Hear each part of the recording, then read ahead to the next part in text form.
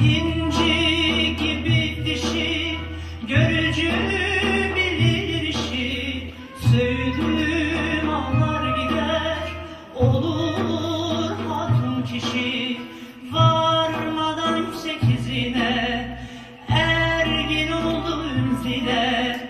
Hem çocuk hem de kadın, 12'sinde ana.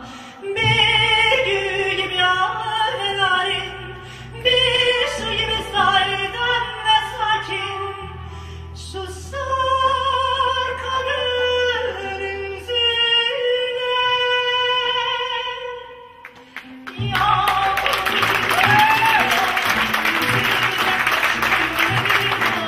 Hayattan uslanalı hiçbir şey sormuyor.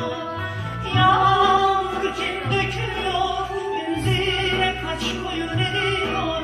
Dayaktan uslanalı hiçbir şey sormuyor.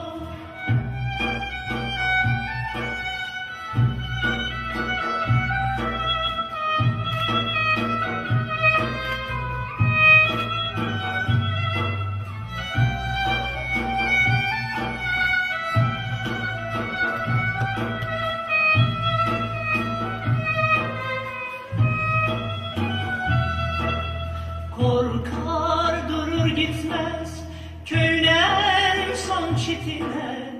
İnanır o sınırda dünyanın bittiğine. Ünzile insan dönüp bilinmezlere gebe. Sırların mihnetini yüklenip tepeline. Varmadan 8'ine, ergin oldu zile. Hem çocuk hem de kadın, 12'sinde ana. Bir gül gibi yâre narin, bir su gibi saydam ve sakin. Susar kaderin zile. Yağmur kim döküyor, ünzile kaç koyun ediyor.